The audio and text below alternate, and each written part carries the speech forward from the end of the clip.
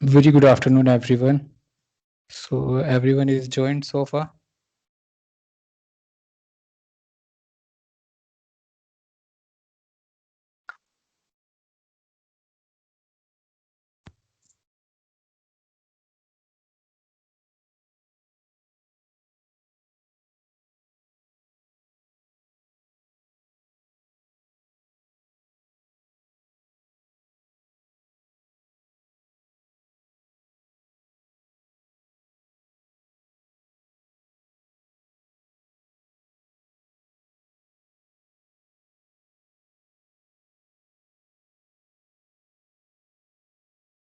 Okay, so I think everyone is joined. So welcome again. This is second lecture of first part. So I'm going to start with the question. Yesterday I have left in the last slide that why categorical data never married with the quantitative data. So today first we are going to start with the very basics that what actually data is, then what actually is the statistics, what is the procedure of statistical analysis, and then we will start with the first part of identifying the data, whether it's a categorical or quantitative data. Okay, don't worry about the files, guys. Just wait. I'll show you how to open the files. So far, you just have installed this data. It is not that directly these files will get opened. First, we have to open this data. Then there is a process by browse option or file option. Then it will be open. So far, we are not going to use that file. I don't know why you are trying to open that file. We are not going to use that file today. That I have only sent it you. It might be if needed, then we will use that file. So if you all of you will allow, then I can start with today's session. That's first part is what is statistics, and then do I am audible to all? Please let me know if I'm not audible. Okay. So first part is that what is actually the statistics? Generally, we read these textbooks. I think the statistics definition we start in the 11th standard, and then bachelor first or second year, wherever do you have this particular course on the statistical analysis, we start with this definition of statistics. So I want to elaborate it little bit so that we can understand the statistical process, and that process we have to follow every time. So this particular definition, this traditional definition, we always in the text we find this is a science of collecting, organizing, presenting, analyzing, and interpreting the data to assist in making more effective decisions. So if I can generalize this one statement in the one single word, that it's some particular process which we use to to do, or we get some particular decisions, or to get to a particular conclusion based upon whatever exercise we will do. The another interesting part I found that statistics actually way of reasoning. This is from the book which I have shared with you today. It's a way of reasoning along with the collection of tools and methods designed to help us understand the world. Word here means that whatever particular problem you have, to understand that particular problem, we need some statistical process, and that process starts with the data and end with the analysis. That is actually what statistics is. So if I will elaborate it, then I have further divided it into 6 parts. And this is the process how we do any particular exercise in a statistics. First is the data, that for any statistical question or statistical analysis, first we need a data. So either we have to collect the data if we don't have a data, or if you already have a data, like in PhD we use secondary data sets, then you have to use the data, but at least we need a data. Without data it can't work. Then the question comes that what actually is the data, that I come later on, but first just try to understand this. But this is the process how we do every exercise in the statistics. Then the next target, that is identify the nature of data. Generally here something is the missing part I found in the classrooms, how statistics course we teach, that if you jump directly to the numerical sections and calculation part that we actually do in the masters and bachelor parts, Before that, there is a identification process. If you don't know which type of data you have, then how you identify which particular tool is applicable or appropriate for that particular data. So first you have to identify the data. If once you have a data, then try to identify the nature of data. Nature I here means that either it's a categorical, quantitative. That's the major categorization we have in the data. Then once you have identified that, okay, this is my data, then you have to describe that data, or we have to do a inferential. Inferential is generally that trying to find the conclusions based on sample studies about the population, that we call inferential studies in statistics. Generally, we work on the sample data and we always try to do something about the population. So that is inferential statistics. And here in between, we use hypothesis testing. Then in describing, there are n number of tools.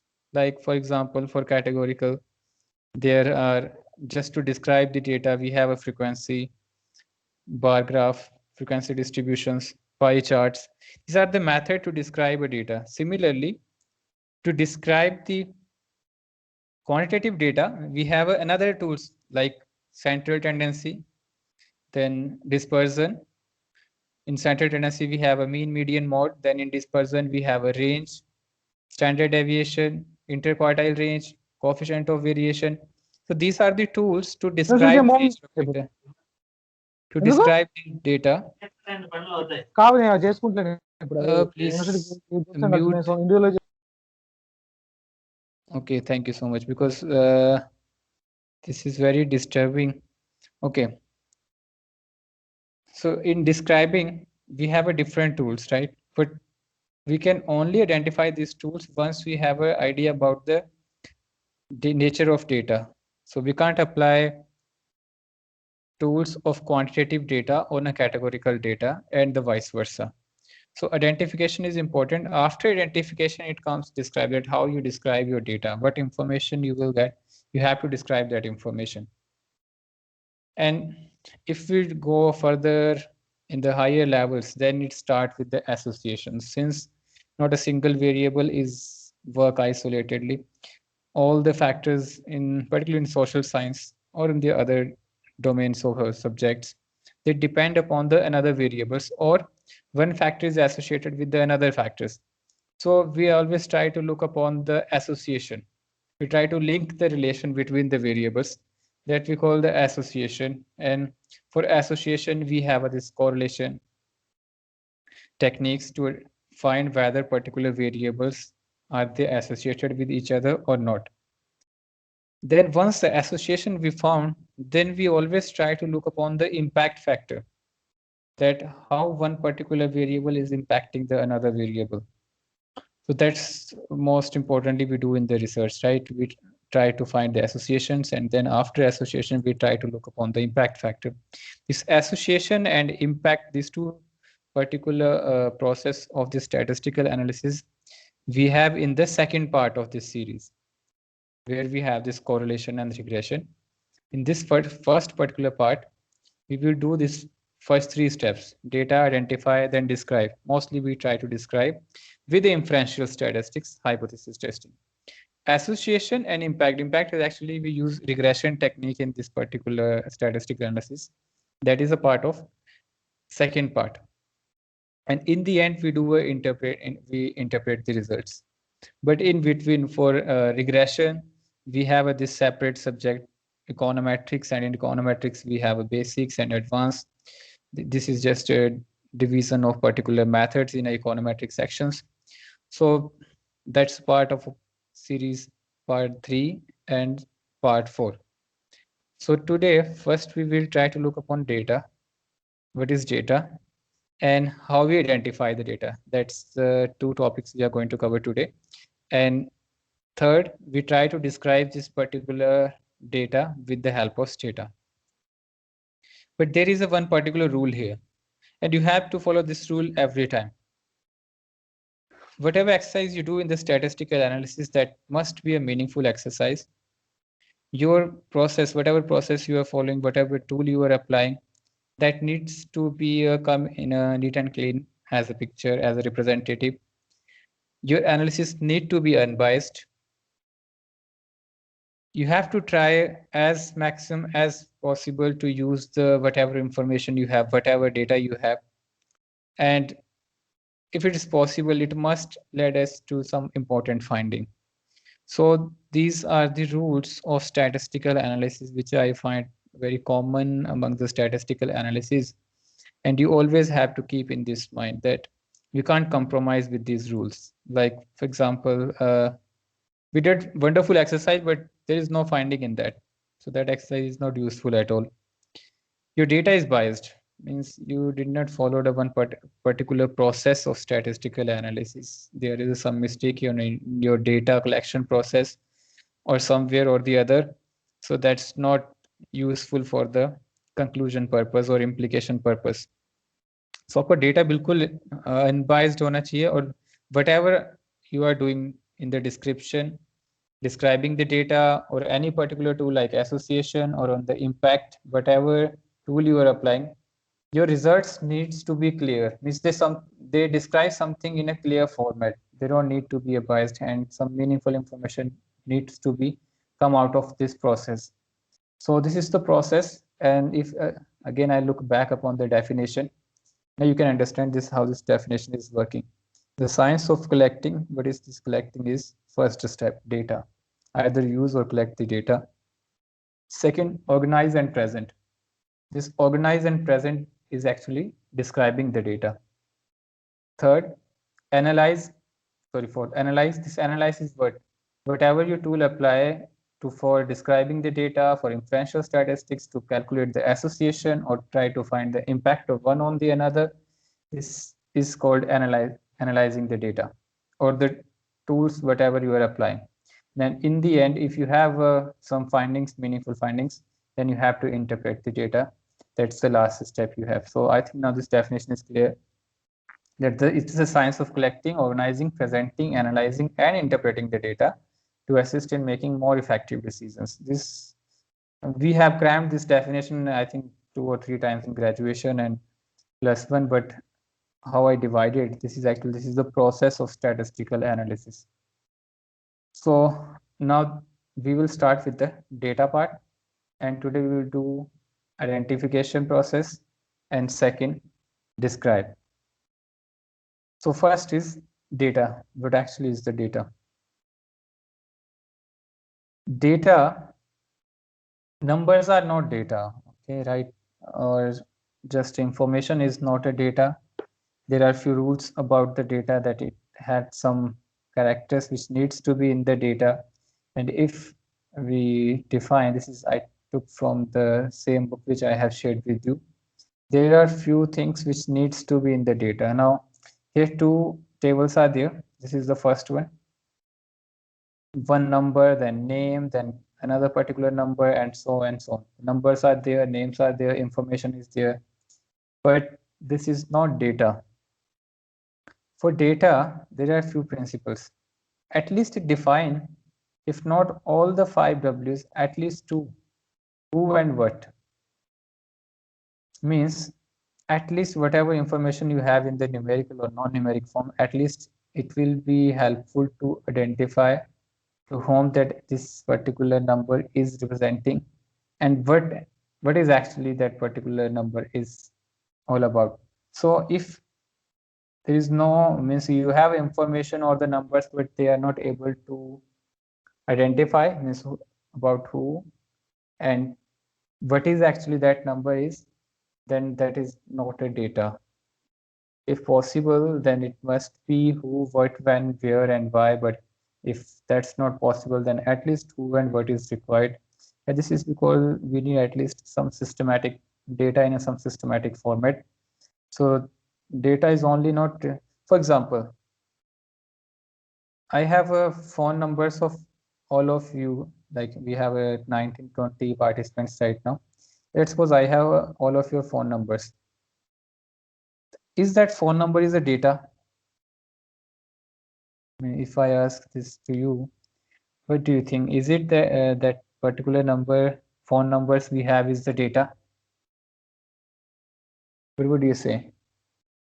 Yes, I have phone numbers of 19 participants.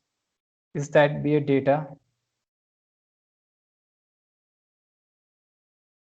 Can anyone try to answer it?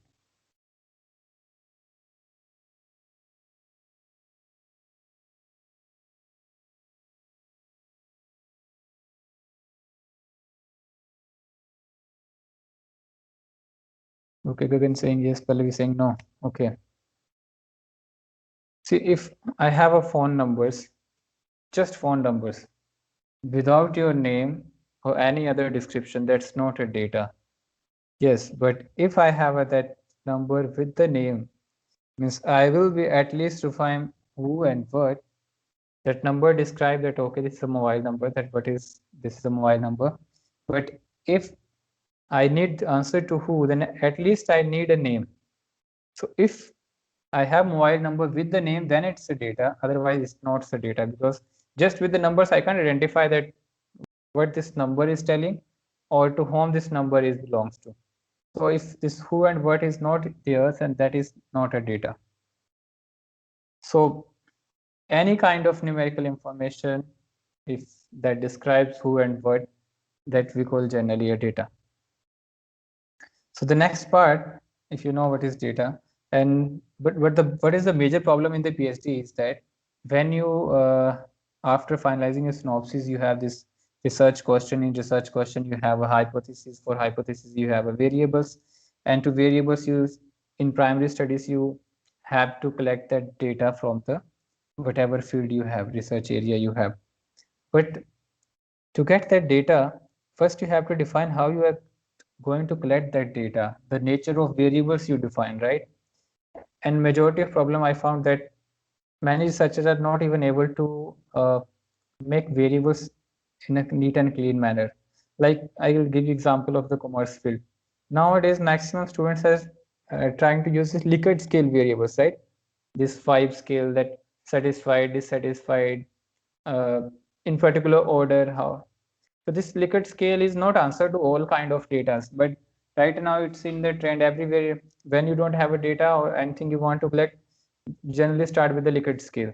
But this is not the way statistics work. Means you have to define data in a clear, required way. Otherwise, you will find difficulty to analyze as well as in the end to get some results out of that. So it needs to be in a systematic manner.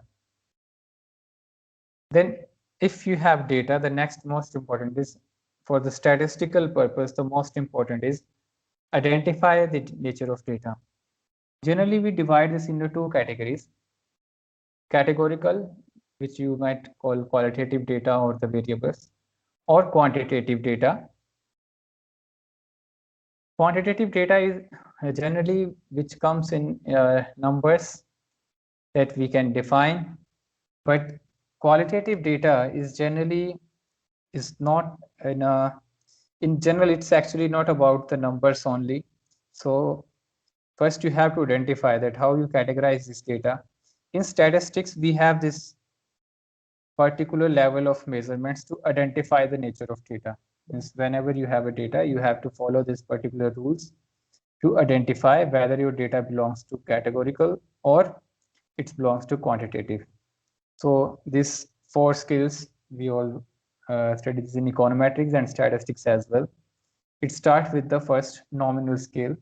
Nominal scale means we can only count the frequencies, but ranking is not possible, difference is not possible, ratio is not possible. If these 3 characteristics are missing in the data, that we call a nominal scale. And for nominal scale, we can only count the frequencies. That is called pure qualitative data, categorical data. So this qualitative, I take this example from the net only, that one particular individual defined it as that it involves of 5 senses. Like you can see that particular thing, you can feel that particular thing, you can taste that particular thing, you can hear that particular thing, you can smell that particular thing, but you can't give any particular number to that thing. So you can only count. Let's see, like the houses we write, means, or here the examples is gender. Gender we can only count, okay? But this is, I can't differentiate among the gender, I can't rank the gender. The ratio is meaningless. So that's the nominal scale variables. And whatever nominal scale variables are, they are qualitative variables. In the ordinal, ranking is possible. The Likert scale, the example I am giving now in the trend, I don't know everywhere it is in the trend, but I found it in the commerce and many other streams where researchers trying to get the primary data. They start with the Likert scales for the variables, whatever qualitative research question they have, but they start with the Likert scale variables. Likert scale is generally an ordinal variable where ranking is possible. So if ranking is possible, then it's a your again nominal and ordinal generally we put in the categorical data, but it depends upon how much ranking you have. That you have 1 to 3, 1 to 4, 1 to 5, that order matter here.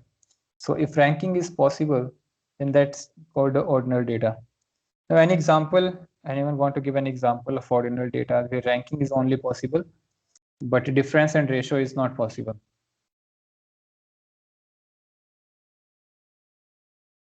Likert scale I already gave that. This Likert scale is your, yes, grades. Yeah, we have this grade system.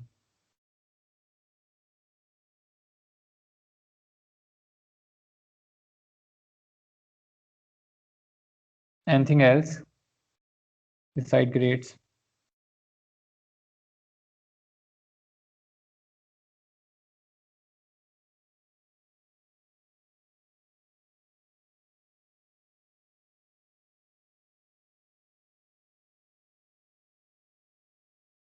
Yeah, quality of product. And now these days every app is this 5 rating system. Yeah, whenever you close the app, it comes, you want to rate the app 1 2 3 4 5. So everywhere you can see now there's this particular data, Likert scale data. And if why the Likert scale is required, ranking is required, because we don't, either we can just count that, but if we require some ranking, for example here this is just an example that it involves the 5 senses that we can see, feel. It means we can at least rank those things. So that comes in the ordinal. So there are characteristics like in the social sciences, human characteristics. So there are many qualitative variables where this ranking is possible, means we need that particular information, but we can't classify with particular numbers. So we generally use ranking process. Yes, true, Nimisha. Wherever we have this particular order of ranking, that's called ordinal data, and generally nominal and ordinal both comes in the categorical data. Then our interval data starts when ranking is possible and difference is also possible. For example, I have given an example here, the temperature. Temperature is, we have this numerical numbers. Difference matters, like if it's 30 degrees Celsius or it's a 25 degrees Celsius, this 5 degrees Celsius difference matters. When difference matters and ranking is possible, that's interval data, interval scale data. And interval scale data generally come in the quantitative data. And last is the ratio scale. When ranking, difference, ratio, all these three characteristics are possible, that we call a pure quantitative data. The examples: wages, stock prices, price, wages, units of productions. Whenever you have this population, all these variables where you have a numbers, where ranking, difference, and ratio is possible. So rule is this: ranking, difference, and ratio. Means these are the three parameters with which we can define whether data is quantitative or qualitative. All the three characteristics are missing, then it's a pure qualitative data. If all the three characteristics are there, then it's a pure quantitative data. And if ranking is possible, again it become a categorical data. But it comes in the Likert scale, and there are n number of nowadays this statistical tools for Likert scale data. And if interval is possible, then it comes in the quantitative data. So I hope now you can identify the type of data. So I'm going to now I can going to show you one particular example from this data, so that So can you I can. ask a doubt? Yes, yeah, sure. So ratio, the example is wages. How will, what's the meaning of the ratio of the wages? It's not a ratio of the wages. Yeah, for example, I am earning 20,000 and you are earning 40,000. So ratio means you are earning 2 times higher than as compared to me.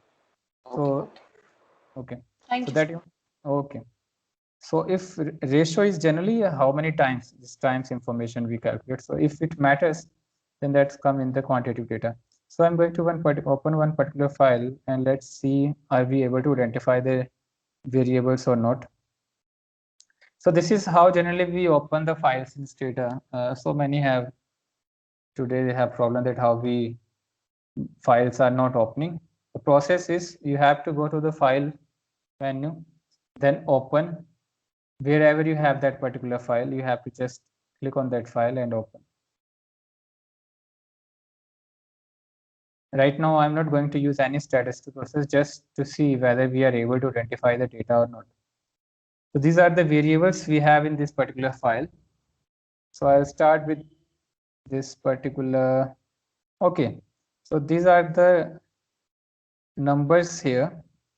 Now I'll start with this age. Is it a qualitative data or quantitative data? So now it's very easy that you can identify that numbers are there. So next question is it an interval scale, ratio scale, ordinal scale? It is a quantitative data, right? But why it is a quantitative data? Because it's an interval scale or ratio scale or ordinal scale. Although ordinal scale only come in the categorical data. Okay, ratio scale. True. The next, we have a gender here. Only frequency is possible.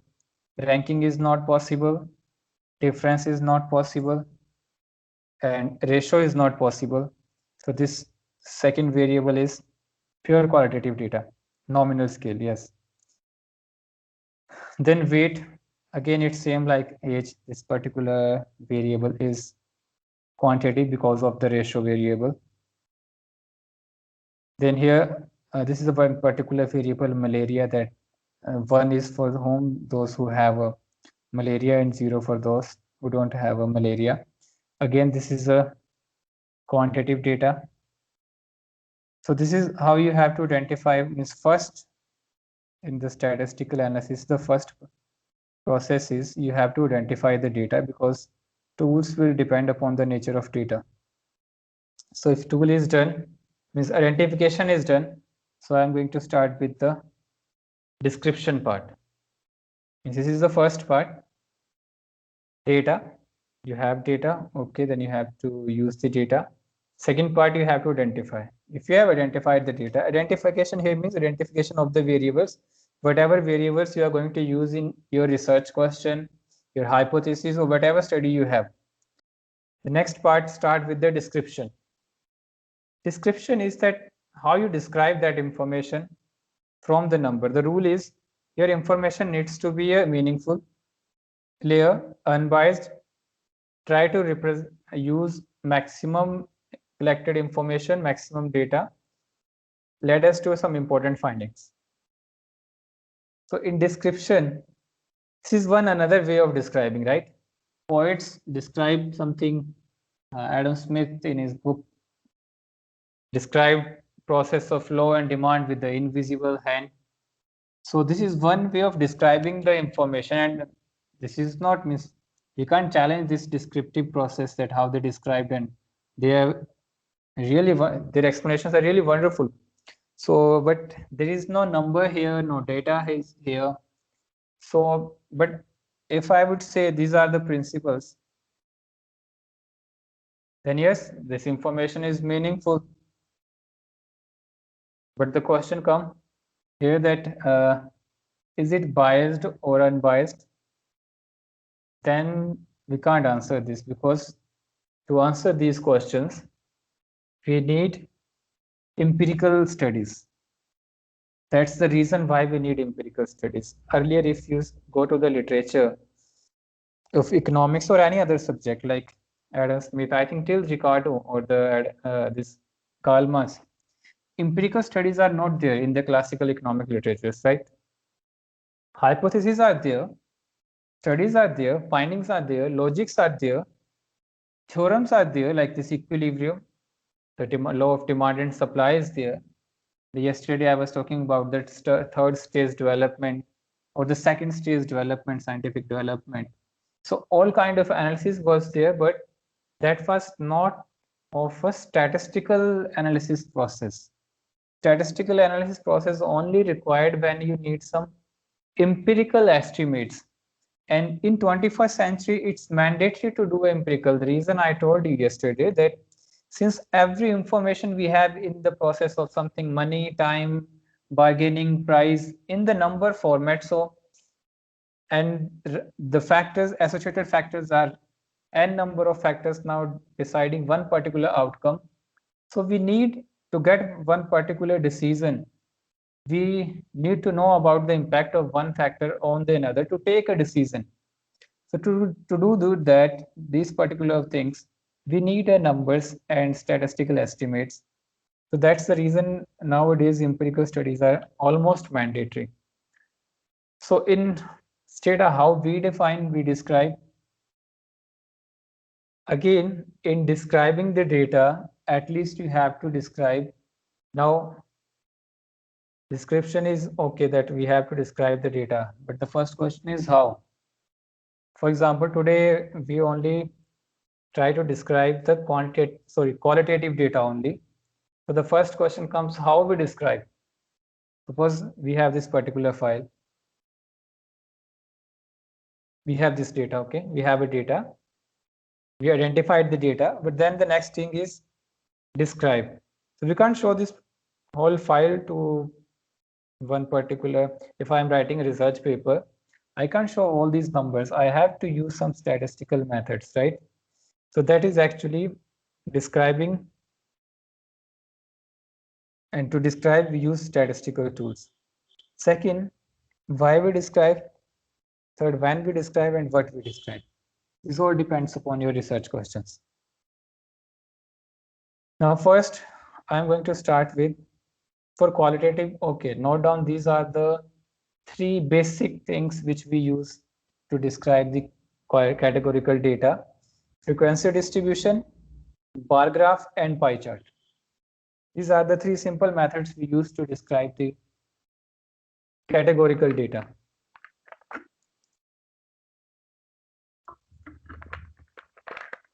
So today we will do frequency distribution, bar graph, and pie chart. But it's not done here. So I hope up to here it's clear to everyone that what is data, how we identify the data, and in describe for categorical data, these three are the basic tools. Right now, I'm not I'm not doing this association and impact factor for the categorical data. For that, we have a separate tools. Right now, we are on the third step of describing. So for describing in the categorical data, these are the three tools we have: frequency distribution, bar graph, and pie chart. So first, I'm going to start with frequency distribution. But yes, please also note down frequency distribution, bar graph, and pie chart we also use in quantitative data. Means these are not restrictive to only qualitative data. We can also use these things, bar graph and pie chart, for quantitative data. Today we will deal with the categorical data. So without wasting time, let's start with this data. So now I'm going to jump to this data part. Now you are not required to open this particular file. I'm closing this file. Just open your data.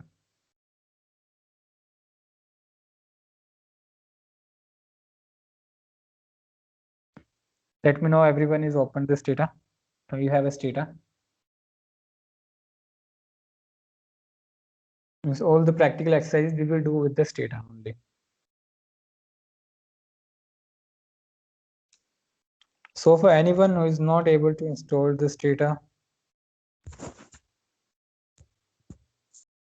because I try to do as max as possible in this data so that we can understand the practical applied process that's actually missing in our classes.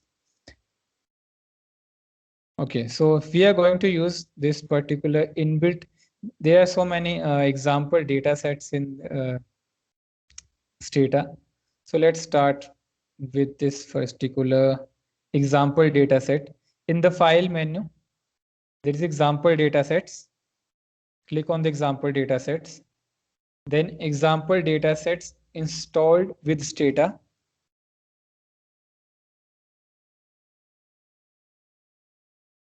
Then this particular file, life expectancy.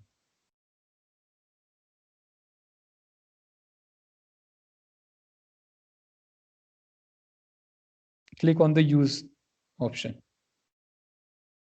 Today, we are going to describe data first categorical, then first with the one variable case, and then two and more variable cases. That first is the one variable case. So if we have a one variable and we have a three options: pie chart, bar graph, and frequency distribution. So first I am going to start with the frequency distribution, that how you make tables in Stata. Okay, suppose I needed this particular. So how you explore the data? Okay, let me introduce. Maybe some of you are doing Stata first time. This Stata window has these three options, or the four window bars. In the right hand corner, it is the variables. Stata define the variables, whatever variables or data you have. In this particular central window part, it is the result window. Whatever exercise you will do, results will appear in this particular part. And to perform any task in Stata, you have two options. This command window, you can type command, or you can use this inbuilt functions like those who have done with the SPSS. You maximum time you will try with inbuilt functions. So you have these two options. Either you can type the command directly, or you can use this inbuilt functions. So before starting, let me do few basic commands. Every day we will do 2 or 3 basic commands so that at least we will cover the basics data in the end of first part. So first, the basic command. For example, I want to see the number of observations in this data. So for that, the basic command is count. If you type, please remember Stata is case sensitive. So always command, maximum time your commands come with the small letters. So if I type a count is a command to see the number of observations. Every day we do 3 or 4 basic commands. It will cover, there are only hardly 15 to 20 basic commands which we use generally in this data. Second, I want to see the nature of the data. So then you have to describe, then select particular variable. For example, I want to describe region. So this particular information, it will show that this is a, now this is something technical information which Stata provide us, that how it is stored, what is the format of this particular, what is the label of this particular variable. But if you do this same exercise for a quantitative data, for example, here, yes, GNP per capita is here, then it will show you that this particular variable is a, now this is storage type, and this I'm not going to do in detail so that because what make it complicated. So, but if we do NSSO extraction or data extractions, then these type of informations are important. Generally, this %90G or these are the Stata formats, how the data is stored. 9 is up to 9 decimals, it will store the data. After 9 decimals, it comes like in the exponential power. So then list is the basic command. So I want to list the one particular variable country, then it will show that how many countries you have in the data. This is a list option. So these are the basic commands. There are so many basic commands. I'll try to cover as maximum as possible. So okay, first, what we want frequency distribution for this particular variable, that is the region. If we see this data, this region has these characters, these categories: Europe, Central Asia, North America, and South America. Means we can only count the frequencies. Ratio, difference, and rank is not possible. So it is a categorical data. Now, how we make a table in Stata for a single variable? The command is tab. You simply type the tab variable, select the variable, or type the name of the variable. Then it will show you the frequency distribution. So this is frequency distribution table in Stata for a one variable. Simply you have to type the tab in the command option and then select the variable. It will show you the frequency distribution. Because in the categorical data only count is possible, so we can do a frequency distribution analysis. This is a one variable case. So let's suppose we have a more than one variable.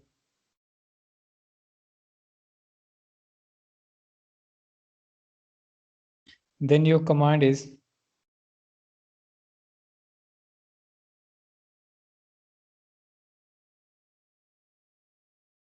tabulation. Okay, so let's first see there are two variables there or not. Now in this data sets only single variable is there. So let me use another data set. One variable is clear. The next is two variable case. This is same like you make a tables in SPSS, and making a table is much easier in the, I will say, in the SPSS and the Excel. But if your data set is large, like you have a lakhs of observations, then Stata will handle. Stata is good software to handle it with the ease. That's what I have experienced with the large data sets. So I'm going to use another data set because I needed two categorical variables. Let me use this particular NLSW88, this particular file, because I need at least two categorical variables to make a table for two frequency table for two variables. So suppose you have this particular data set. I hope you all have this data. This is in the just in file option, example data set, then NLSW88. Click on the use option. This data will come in your data window. If you look upon this particular data, now we have more categorical variables. For example, this race, these have these categories: black, white, then married, single or married, then college graduates, not college graduates, or college graduates. So suppose I want to make a table, frequency table for race and married. I want to see this particular. Then in statistics, summary tables and test, then you have this frequency tables. In frequency table, there is an option all possible two-way tables.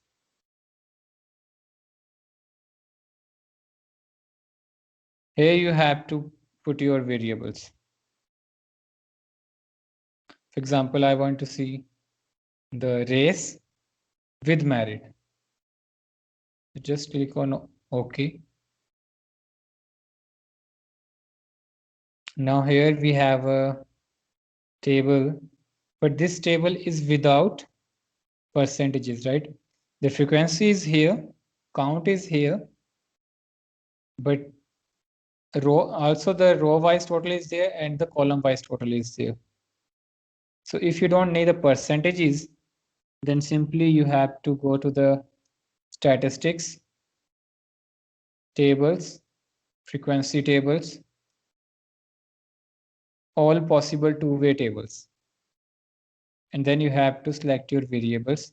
Either you type the name of the variables or just select from your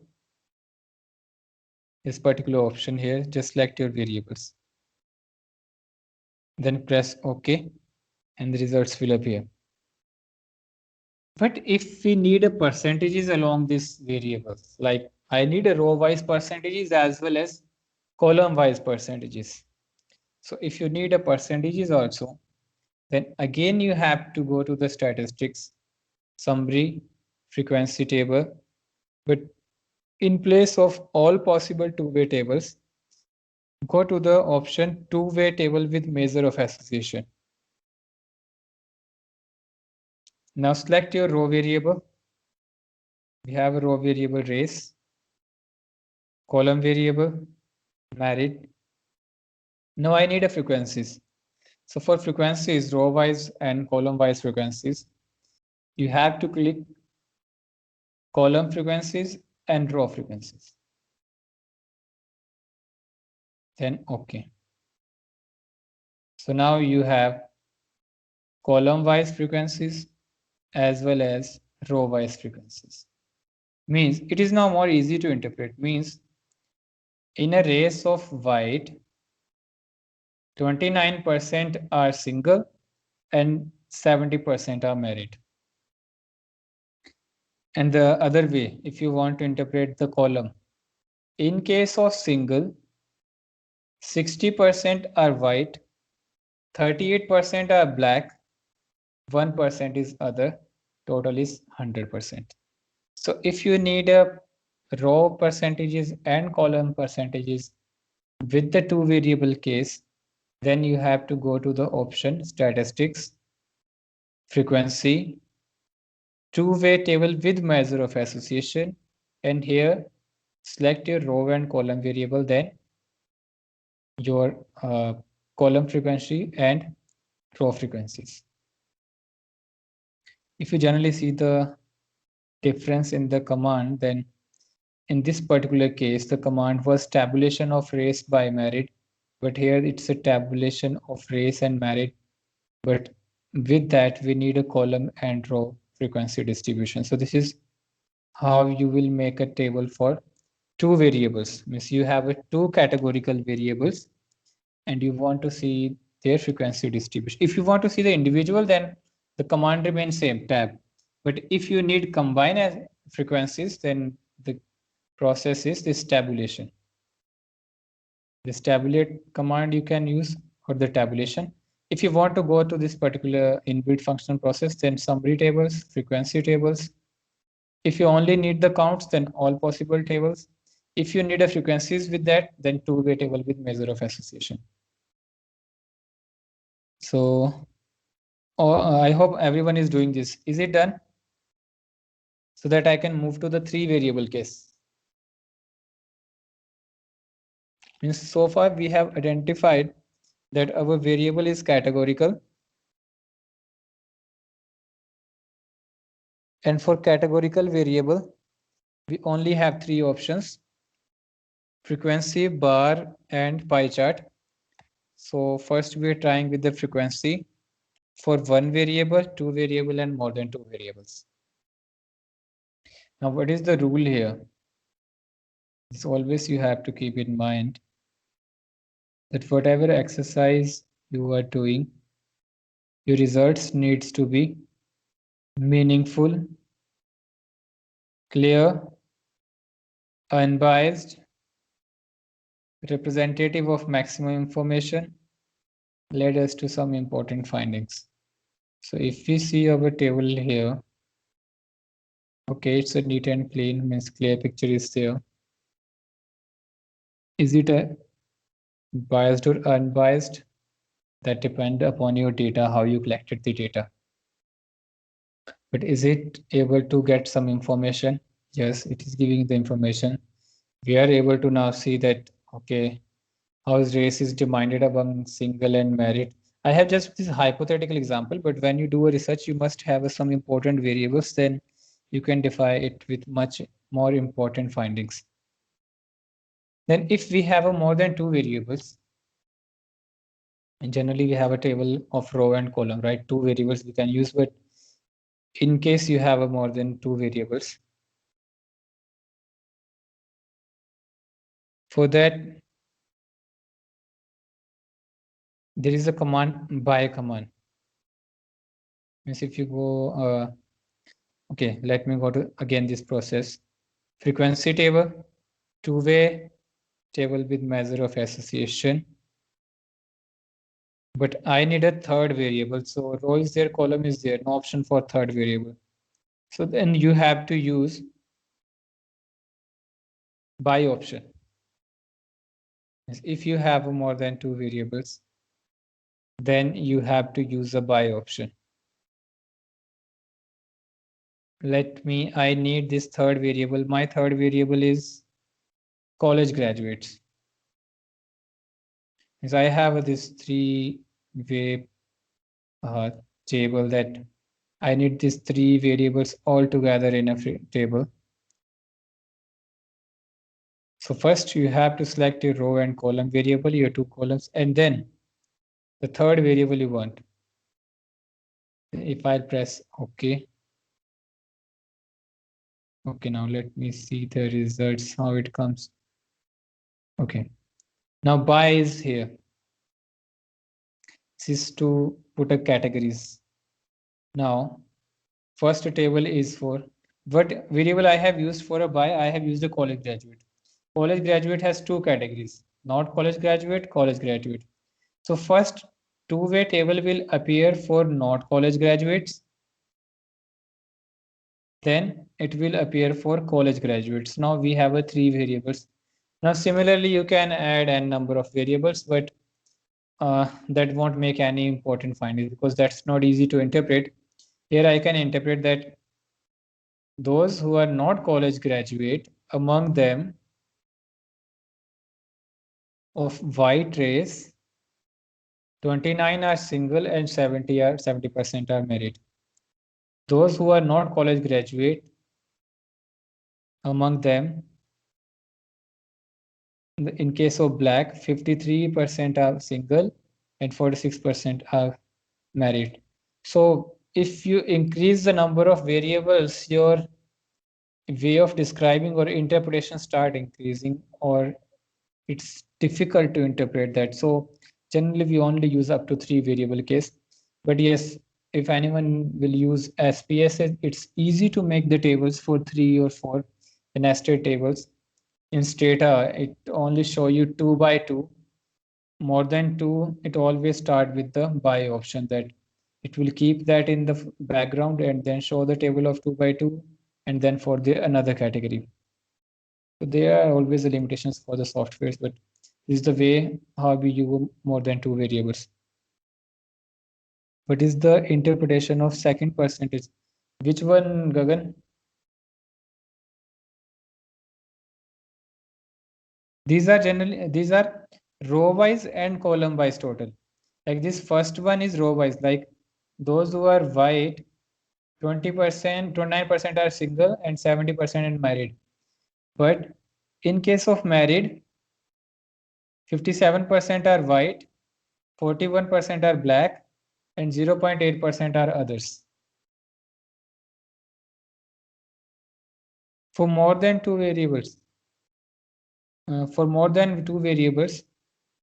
at the same, where you have a two-way frequency, two-way with the association, this is the by option. Here you have to put the third variable. Like I have put here college graduate. This is again a categorical variable in this particular data set. So you have to just put here a third variable. So this is how we make a frequency tables in Stata. Single variable, two variable, and more than two variable. Without frequency, with frequency percentages. So I hope a frequency table is done. So for more than two variables, we have choose this college graduation. So this table shows us that people who are college graduate, the data of those people. No. Both scroll down up here. Go to the up. First, it will be not college graduate, and then it will show you college graduate. Okay, thank you, sir. Actually, this more than two variable case appearance of table is different in the SPSS software. SPSS, you will get a table in a means in a one table you will get this, but in Stata, it show category wise. That's the this result window difference among the SPSS and Stata. So means if you want to put this in a single, if you need it in a single table, then you have to do this copy paste in the Excel sheet. Means that's the limitation of this data for more than two variable cases. Then next we have, even if you have a four variable, first you just think, have we ever do four variable tables? Is it meaningful? First you have to thought about it, that will it make some info, give us some important information if we use in a table more than three variables?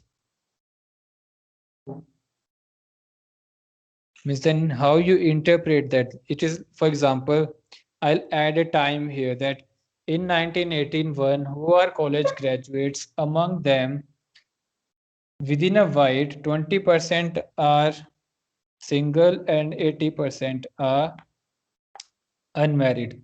So that interpretation is get difficult when if you use more than three variables, the interpretation get difficult. Means generally why we are making it this particular table to compare the results, right? Compare among the categories frequency in the category. But if it appears, I mean it's difficult to interpret later on, then that's not a useful exercise, right? Means you have to keep this in mind always. Clear, neat and clean, unbiased representative of maximum information, and led us to some important findings. So generally, I think 95% you will see in the tables, they are not more than three variables. I have never come with this research, any research paper where they have more than three variables, because that's hard to interpret. Okay, so next, if frequency distribution is done, next we have graphical representation.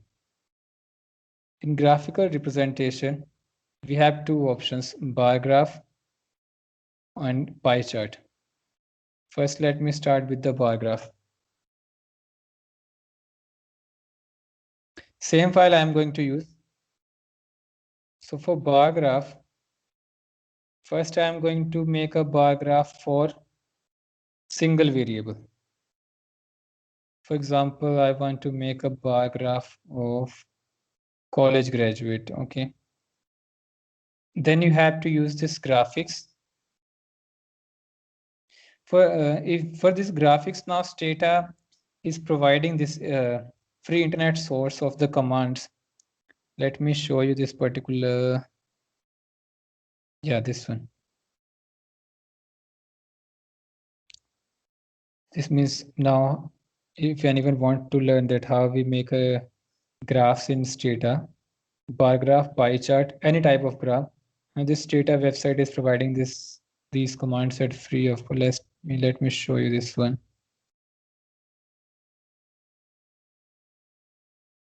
Yeah, this one. Means if you go to this particular site, here Stata will show you how you make a graphs. Pie chart, bar graph, range, dot chart, distribution plots, all kind of charts are possible with the Stata, and these commands are now available at a free open source with the Stata site. Only in case of bar graph, you won't find the categorical data. In this example data sets I have cross-checked yesterday, they are mostly with the quantitative data. So if you need bar graph with the qualitative data, that example data sets are not here. Means there are many things on the internet, but everything is not on the internet. So first, I want to make a graph of college graduates, single variable. Okay, college graduates are two categories. those who are college graduate and those who are not college graduates. So you have to go to the graphics option, bar chart.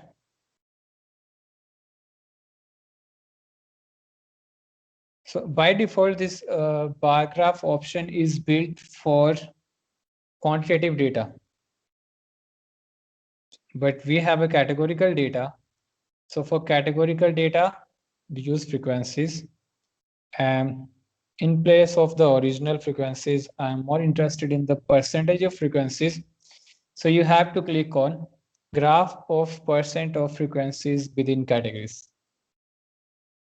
So before trying to make a bar graph, you have to click on this option. Then other options will disappear. Now you have to put the category. Right now we only need one variable, college graduate.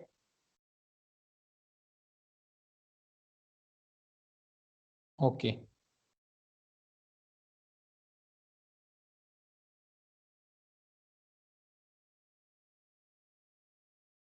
So now you have this particular bar graph.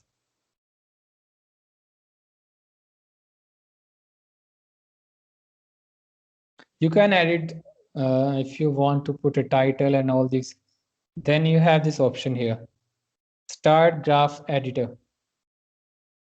For example, I want title, right? Okay, title is not there. Let me give college grad. These things you can explore internet, means I'm just showing that if you need some editing options. So now college graduate means titles, subtitles, everything. These things you can explore. You can just type, edit, delete, enter, and you can see the changes. But right now I'm more interested in this.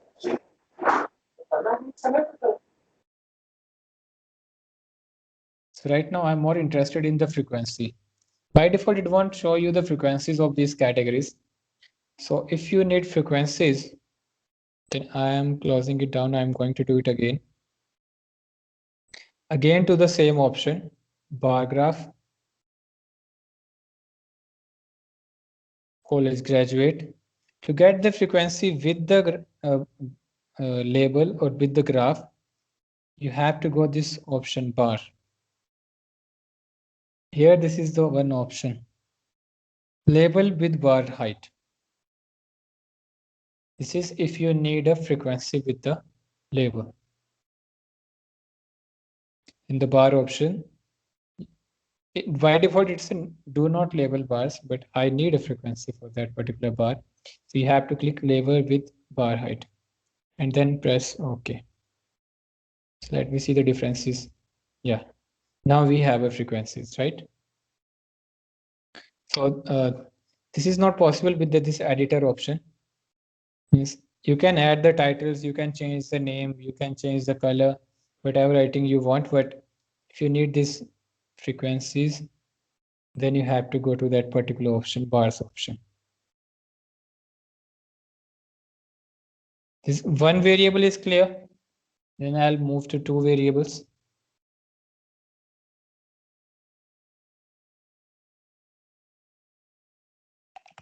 Now, before doing this, let me tell, or okay, it's question to all of you. If we have a frequency tables, why we use bar graph? And what is new this bar graphs give us? That why we use bar graph if we already have a frequency tables? I'm only talking about this categorical data. Is anything new this bar graphs give us?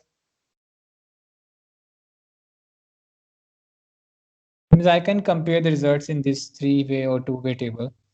Why I need this bar graph?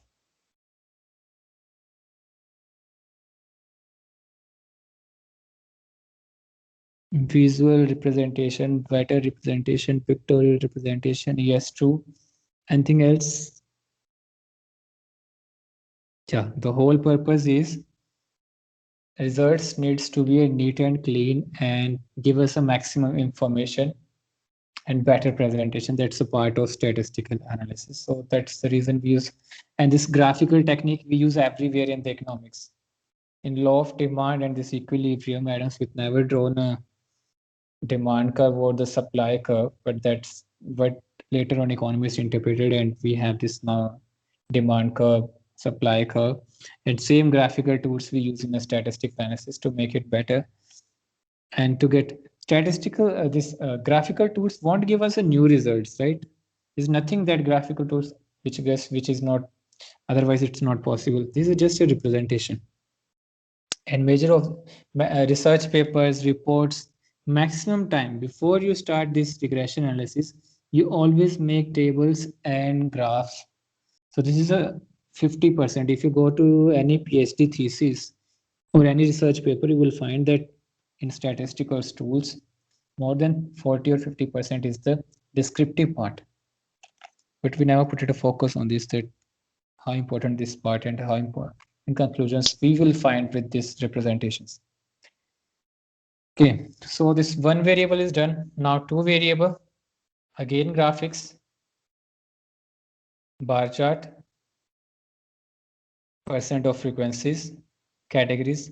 Now I'll add one more category. I want to see the race. Other things remain same. In I need a frequency percentages above the bar.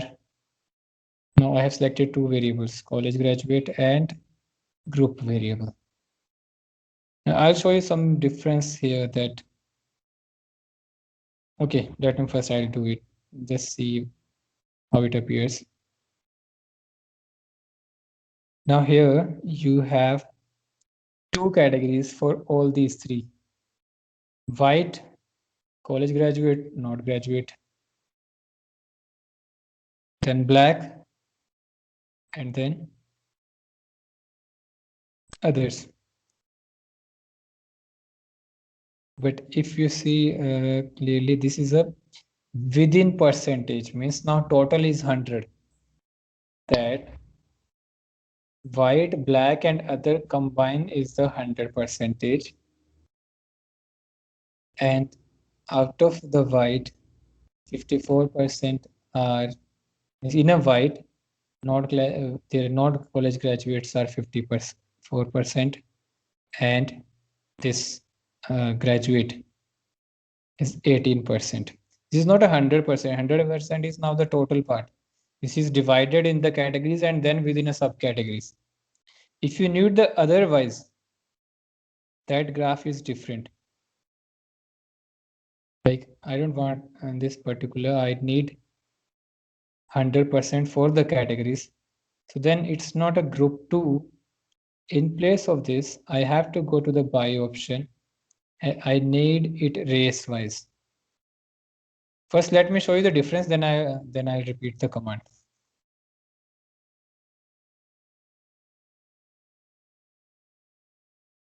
See, now this is different, right? These two graphs are different. Okay, only one will appear at a time. Within a white, 74% not college graduate, 25% college graduate. Within a black, 82 non-college graduate, 17% college graduate. So if you want to see the within and you want to that particular as a 100% category, then the process is different. And if you need combine as a 100, like this one, this is a different. In general, you will use this second process. That in a category, you need this particular 100%.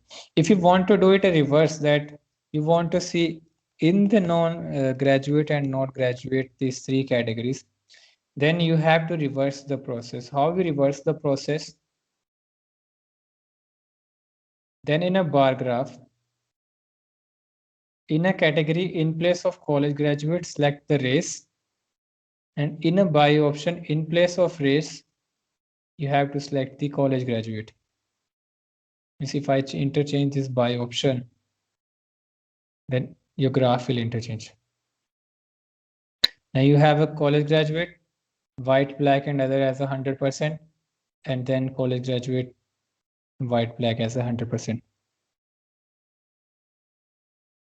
Composite graph. Generally, the composite graphs are means okay. I'll show you one composite graph, but I'm not clear now which type of graph you are. Okay, let me select option. Which one you're talking? Means there is a bar graph. Okay, Nazneen, first you have to define me which Sir, type of graph you want. graph, on the second, yes, sir. Sir, here in the third row, second one. Third row, second one. Oh, this nested, sorry, segmented. Yes, sir. Segmented bar graph. Segmented. Okay, segmented bar graph. Okay, you can do segmented bar graph. This is the reason I'm showing you this site. What you have to do?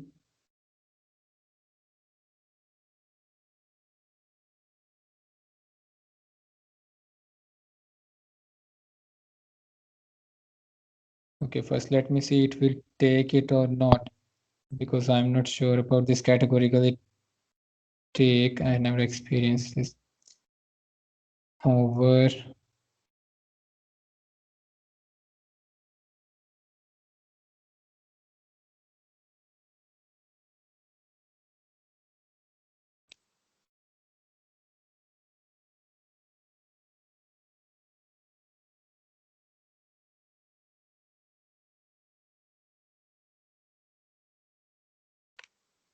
okay, you can do that, yes. This is easy, means how you can use this site. Let me show you this demonstration.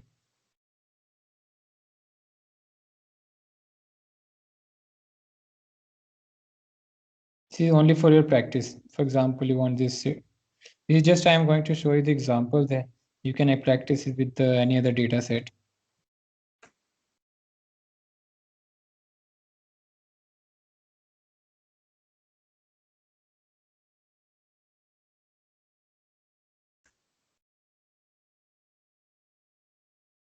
Right now, I'm just trying to show you that how in this open source content will work. Only problem is now you won't clear that how this command is working, right? Graph is there, but you don't know how it is working. This is actually a quantitative. This is actually your homework for today. I am going to describe the graphs of categorical and quantitative you can use for a homework. This is stack. If you need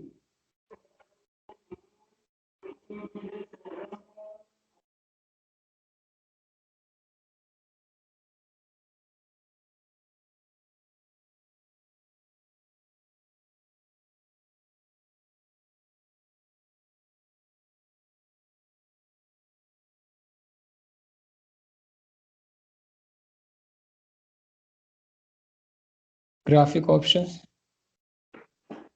I'm not sure about this stack option, it will work or not.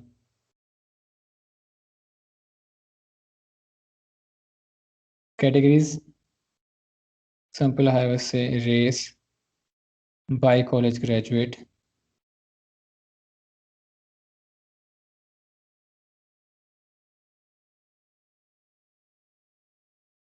Yeah, here. In option, you have this option. Stack bars on y variable. Now, what is our y variable? Means you have to click on this stack option. Let us see it appear or not. No, it is not appearing.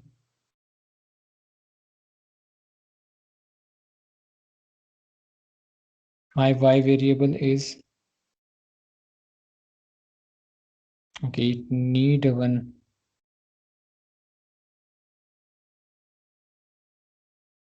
Okay, for stack you have to define it a specific overcase variables. Means I'll like give you this example.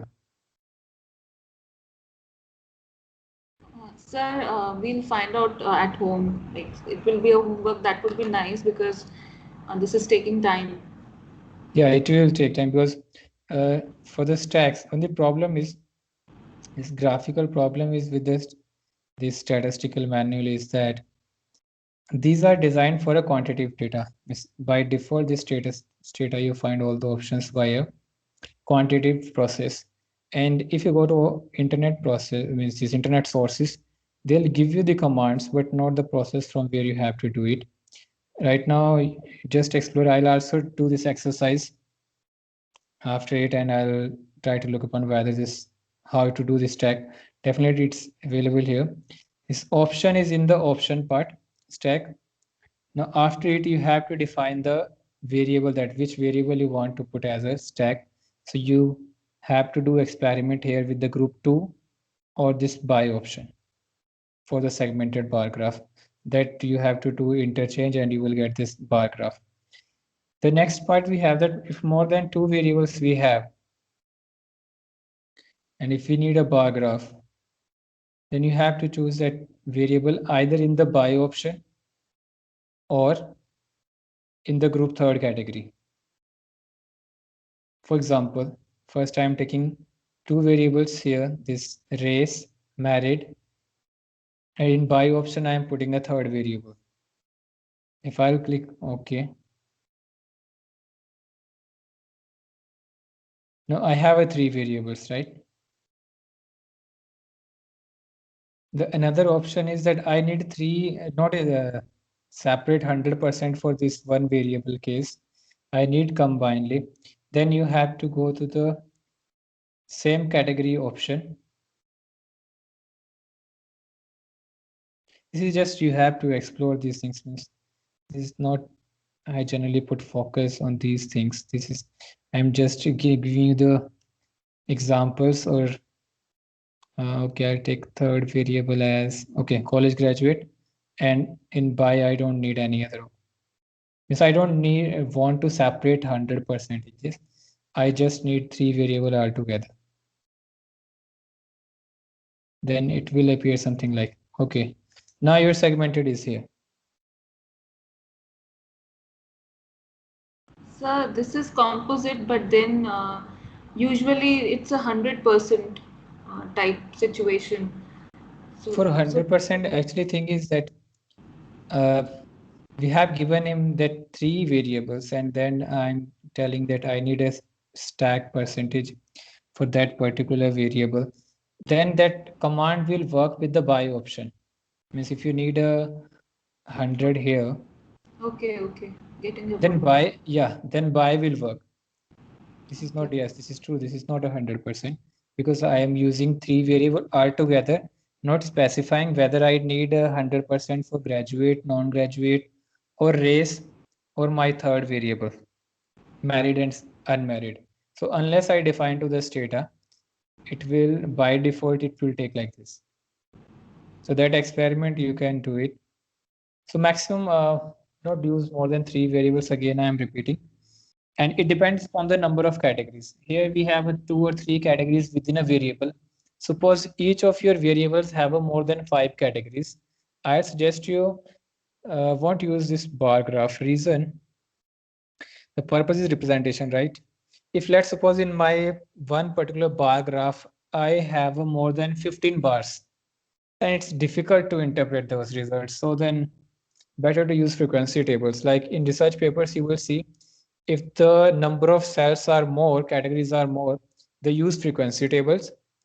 If their purpose is to compare the results and to comparisons, bar is easy to compare. Like this height of bar tell us the difference, right? To actual difference, we have to use the frequencies, but for just looking and visualization, this height will matter, and that's the reason we use this bar graph. But if you have a more number of categories, then take few precautions before using bar graphs. I have seen few presentations where the researchers have categories more than 20 and they used a bar graph, but that's not easy to compare then. So, and the whole purpose here is the comparison of results, the findings, then try frequency distribution. So this is not, I don't have this one objective answer for this, but The purpose is we need some few clear-cut results. So you have to experiment these things. For segmented and this segmented bar graph, you can do this experiment, or I'll also try. So tomorrow, if it's not done, we will do it. Or you can show, if you will do, any one of you will done, just put that command in the Skype box so that others can use. Right now I'm using this data set NLSW88, which is already in, all of you all have this data.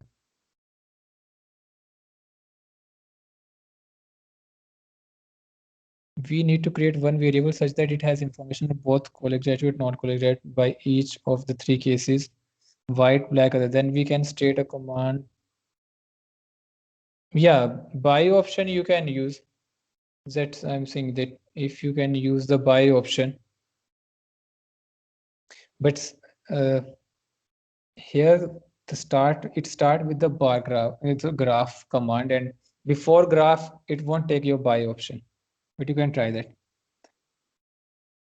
Yes, but after graph, but then it will demand you the sort out.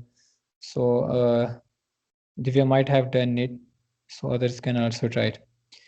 Okay, so this is your bar graph. Yeah, that's it. Bar graph, college graduate, over region, and then stack. Yeah, true. Means after over, you can use the stack option.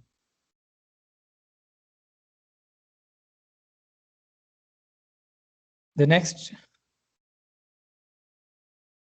after bar graph, you have this pie chart option. For bar graph, the homework is you have to make a quantitative bar graphs. The difference only in quantitative and categorical bar graphs, the difference is of this left-hand side, this y-axis. If you have a categorical data, then definitely you have a frequency or the frequency percentages. But if you have a quantitative data, then you can use any statistical tool on the y-axis and you can make the bar graphs. So this is the difference between bar graph for categorical data and bar graph for quantitative data. In categorical, we only have one option count, and that's the frequency distribution. But if you have a quantitative data, then you have other options like these. All the options they have used here, they are with the mean. Yes, this all the examples is with the mean. In their y-axis, they have by default they are using mean, that they're comparing the mean results among the categories. So in place of frequency distribution, now if you have a quantitative data, then first you have to pick the parameter.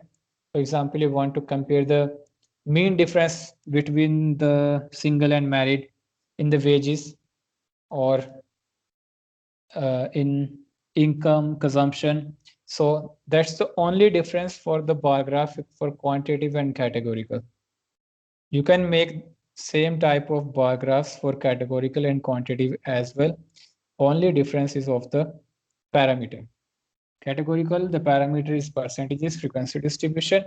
For quantitative, parameter might be a mean or any other statistical parameter which you want to compare. If you want to compare the median, then you can use median. And from where these options you have to select in graphics, bar graph. Now, if you have a quantitative data, then you have to click upon this graph of summary statistics. So earlier we are using the frequencies, right? But if you have a quantitative data, then you have these options: mean, median, percentile, standard deviation, even percentages if you want, interquartile range. Means what you want to compare among the categories, that you have to select here if you want to make a graph for quantitative variable. And this is your homework, that you have to try all these patterns. Examples are there in the internet. Try all these. Segmented, you have to use that comparison only within a categories. You can, yes, if you have a more categories, then if you want to save the space of bars, then segmented is useful. Or you can use this like in stock markets and others. If they have n number of companies and their shares, they show the percentage distributions. But you can use any one of these graphs. Only difference I told you, the parameter for quantitative is mean, median, whatever you want to compare. And in categorical, the parameter is the percentages only. So I hope now it's clear that how we make a bar graph for this experiment you can do, because generally I don't have this time to do these experiments that over and over, one variable, two variable, three variable, then two variable with the by option, then variable with the by options, and so n number of combination you can try. But that you can try and note down your commands that will help you in later on. So is it done up to the bar graph so that I can move on? Or still anyone have a doubt?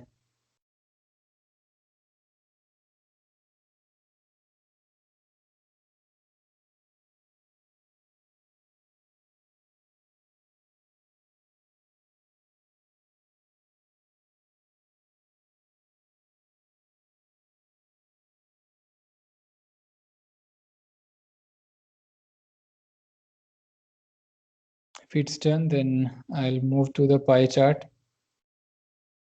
That's the last option we have in there, describing the data. Whenever we have a categorical data, either we have frequency tables or the bar graph, or okay, before that, can anyone tell me the difference between bar graph and histogram?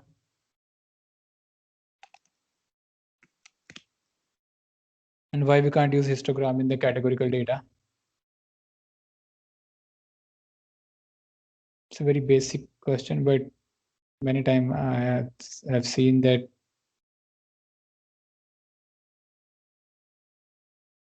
the researchers won't answer this.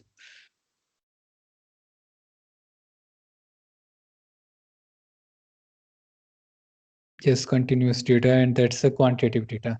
This histogram is only designed for a one special category, that's continuous, and this continuous comes under this category, sorry, quantitative data. And okay, so what is continuous data? Means today I'm not doing this categories of quantitative data. There are two categories, discrete and continuous. So okay, let me do it because it's also important identification process. If I have any particular data set here, now let me show you one data.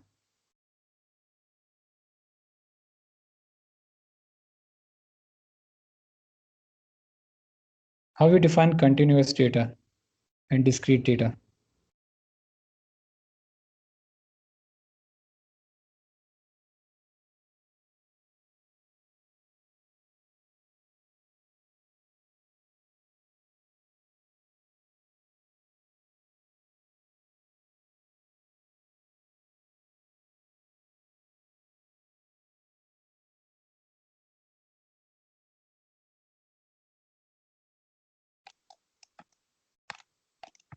It won't have chunks. Okay, technically true. Example.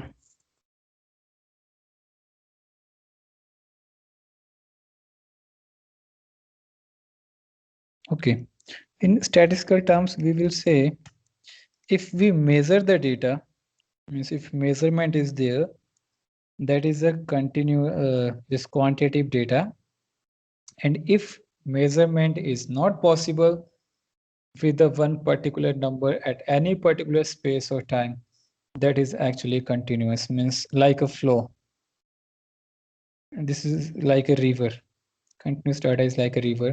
It flows, means you can't stop at any particular number. That's truly as Divya infinite values as possible. Actually, this thing is that you can't stop at that particular number. That's the continuous, means it's always running. Like in this example, if we see this age variable, now how we measure age? With the time, right?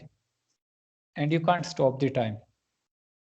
Means if we see our watches, in the watch, it might show you that 4.27, then after 27, even you can look upon the seconds. But within a second, there are milliseconds, and within a millisecond, there are infinite number of. Means that's too much minute information that we can't stop that. So we can't measure that. So we use this round of figures. But actually, the thing is, we can't stop that. Like age is something you can't stop the time, right? Something in the time you can't stop, or something in the like flow process that you can't measure at a particular discrete unit. For example, this rainfall you can't measure in a particular number, right?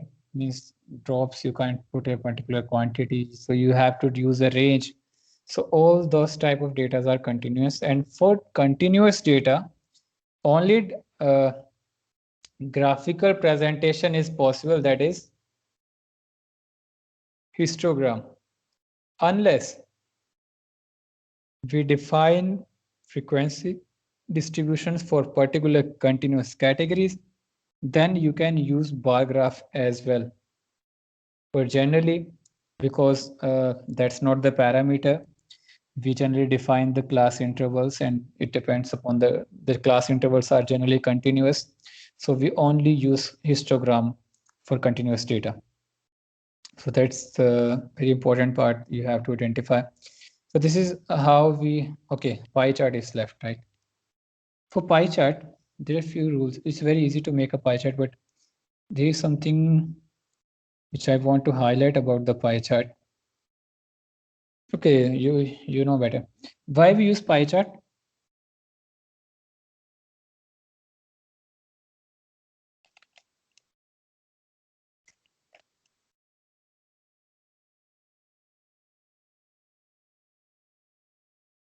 Yeah, composition. If you have something that you want to show distribution out of 100%, then only we use pie chart. So in this particular case, for example, I want to show the occupational distribution of scheduled tribes. Then I'm using this pie chart. But there are a few precautions you have to take about the pie chart. If you have, again, a more number of categories, then if it's not possible to clear-cut find the difference between those categories, then it is better to show a table of those categories rather than making a pie chart. And another thing, important thing is your generally softwares won't do these mistakes that they divide the area according to the percentages. But in textbooks, you might find that you have to follow the rule of area, that you can't give a space more than which is actually in the percentages. But by default, the softwares are smart enough, so they won't do these kind of mistakes. And only one more precaution: the left, this distributed, this 3D dimensional pie charts. Now many researchers started using this. Only precaution with this is that sometimes it's not easy to interpret it, like how much is the difference between these two categories. So if possible, avoid these kind of pie charts. That's what I have read in the literature, that it is not.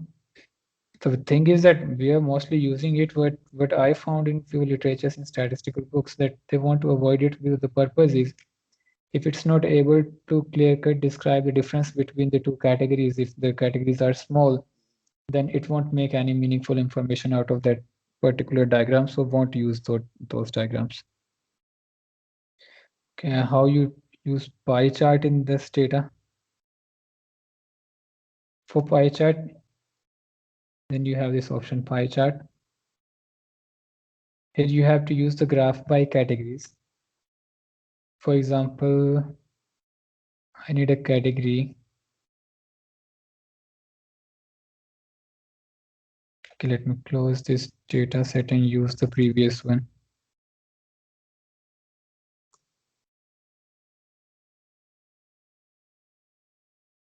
Generally, my work lies with this association parts, correlations, regressions, and qualitative independent regression models. So descriptive I hardly use. And this features, but this is in, I think I noticed that this 2018 or 19, this Stata added these graphical tools. Means in, if you go to the previous versions and previous statistical manuals, you won't find this so many graphical options. Recently, I think they have added, and it's much more useful now. And one more good thing the Stata is done last week. Now they have this joint. They, I think, did a sign some contract with the Python software. So now Stata and Python, Stata, actually Python did it with the Stata and with the eViews. Means they have this, so you, whatever you things you are earlier doing with the Python only, now you can explore those with the Stata as well as with the eViews. Because now Python is much more useful software these days. So I think this features they have now started. So for pie chart, for the categorical variable, select your category. Okay, first just take a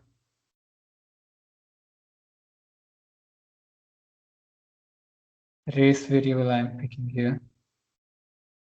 And in by, I want it with the college graduate.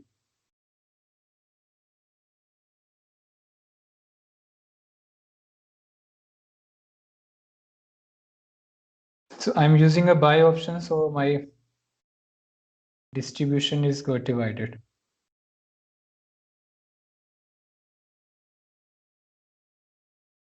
So if you don't need by option within, then you can use the categories.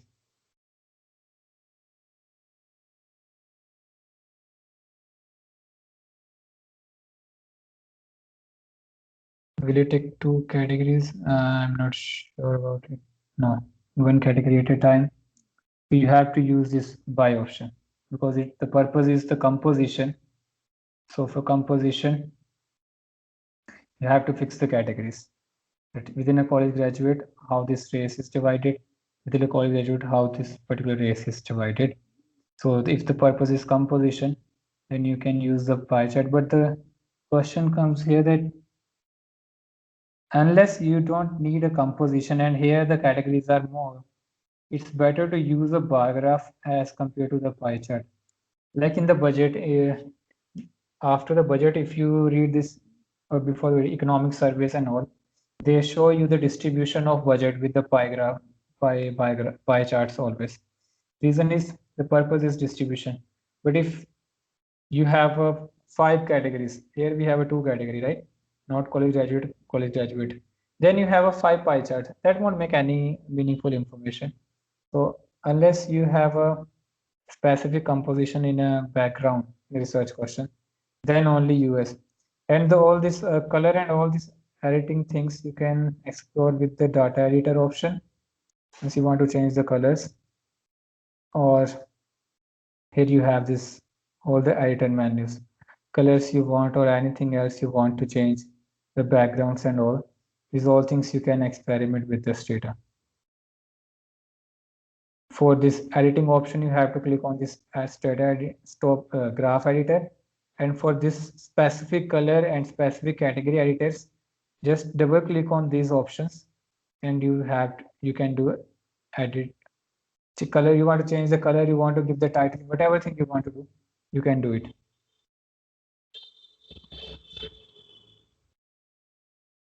Straight out to Word. Gagan, I think now it's option in this particular. Here is a file in a save or save as. Here you can save it in a format which you want, like a PDF and other words. And if that won't work, then just save as it a graph and then just copy paste it in the Word file. With both way you can do it. In the Excel, you just like you copy in the SPSS, but here you can use this file save as option or just click on the graph option Right click.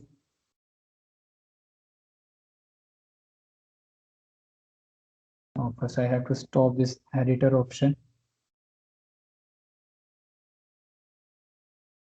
Yeah, you have to copy and paste. Here you have a copy option. So this is how, and yeah, again, if you need a percentages here, like we have in the bar graph.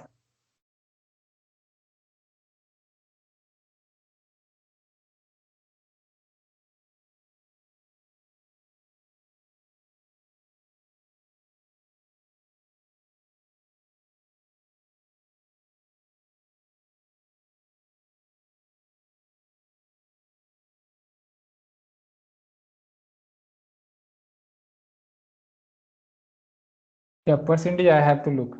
Actually, I was trying to find, I didn't, so far I was not able to find where this percentage is. I know the command, it comes with the P label and the percent within a brackets. Command option I know, but where this inbuilt function is about the percentages that I have to find. If I'll get it, I will paste you in the Skype option, but so far I was not able. The command is P label within a bracket the percent, but to write here, like in the bar graph, you have this bars and bars, you have to put select the label of the bar. In this particular, I was trying to look upon where the percentage option is. So far, I was not able to find that. These are not the percent, this is the weight. This is exclude, don't use these are the different things. This you have to use when you do some extraction process like sample data, NSSO and all. But percentages, so far I was not able where these percentages are. Not even given in this internet options. I tried to explore, but I was not able to find how they use these percentages with this manual process. That I'll tell you tomorrow. So far as still I'm trying to look where these percentages in the pie chart option. So this is how we describe the categorical data. Today we have done these 5 things.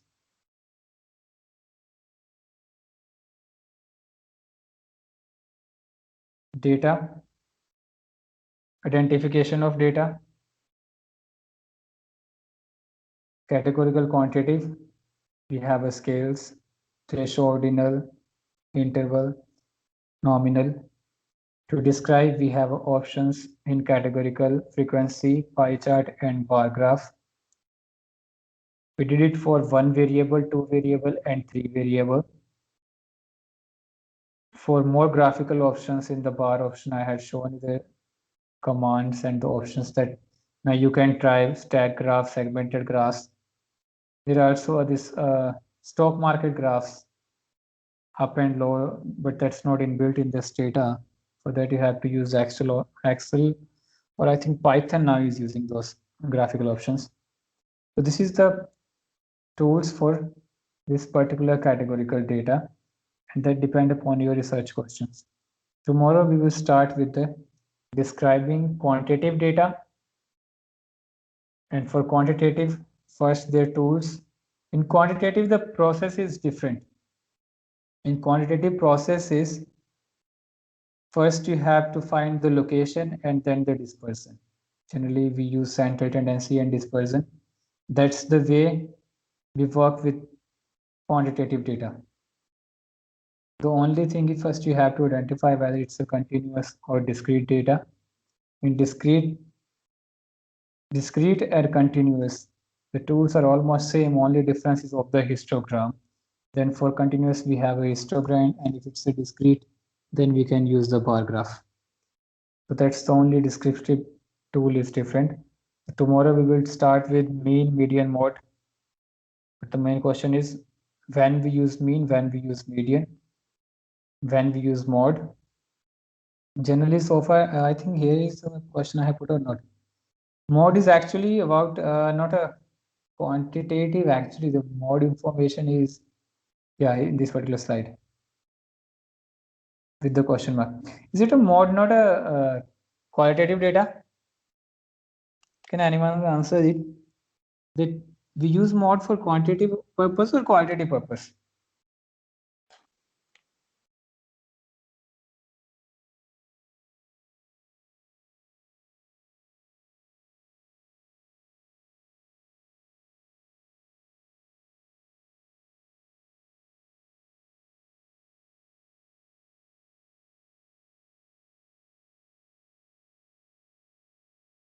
Quantitative. Think again.